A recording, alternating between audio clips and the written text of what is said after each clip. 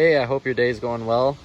I'm going to be showing you how to replace our new Toro Infinity sprinkler heads, and we'll be also rewiring it and possibly putting a swing arm extension on.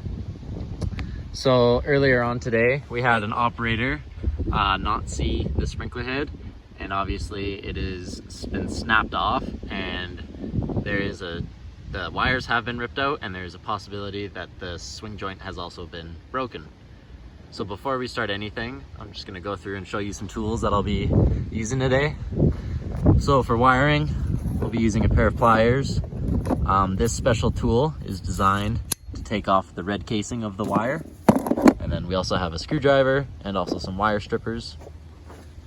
Also have my swing arm extension that I possibly may need. And then a trenching shovel, scoop shovel, a rake, and some wire nuts and as well. And then here is the brand new Toro Infinity sprinkler head. Here is the guts for it, which will be a full circle sprinkler instead of a part circle. So I will begin to dig this up, and I'll show you the rest as I go on. So as you can see, the wires are still attached to the sprinkler. So I will be needing to take the wires out of the sprinkler and rewire them into the new head once I've attached the new head to the existing swing joint.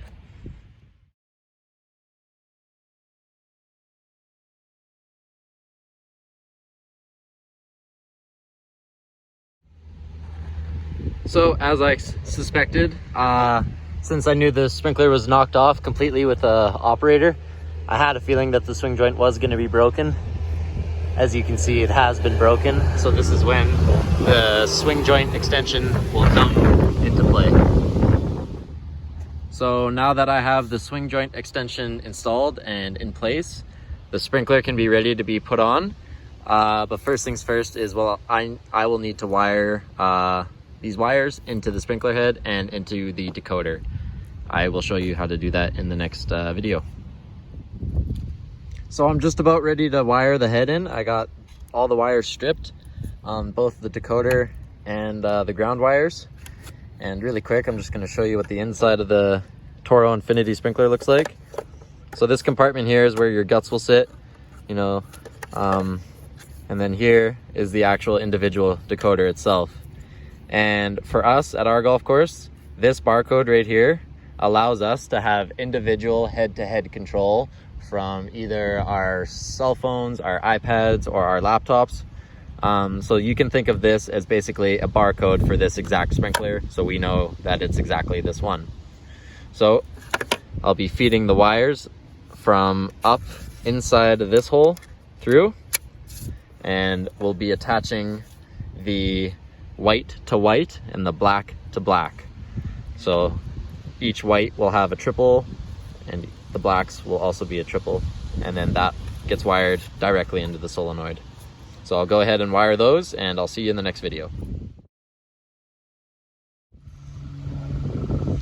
So now that I got the head screwed on and all the whites and all the blacks wired together, I'm going to go ahead and place the decoder in its set position.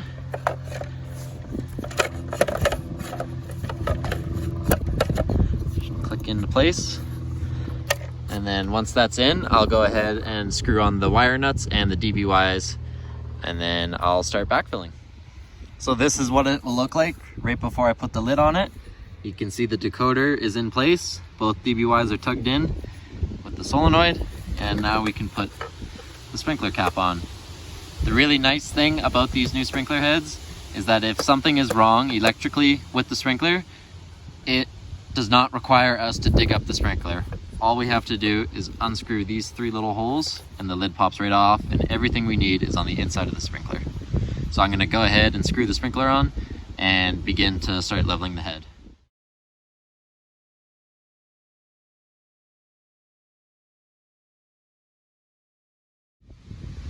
So now that we have the head leveled and the area around it prepped for sod, this entire area will be sodded tomorrow.